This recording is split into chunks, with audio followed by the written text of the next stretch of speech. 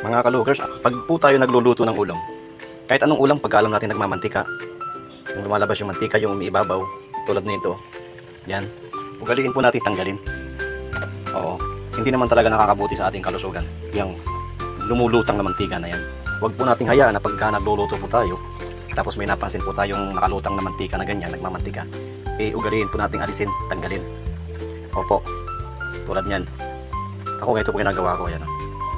Tapon po natin. Kasi toxin po yan sa loob ng ating katawan.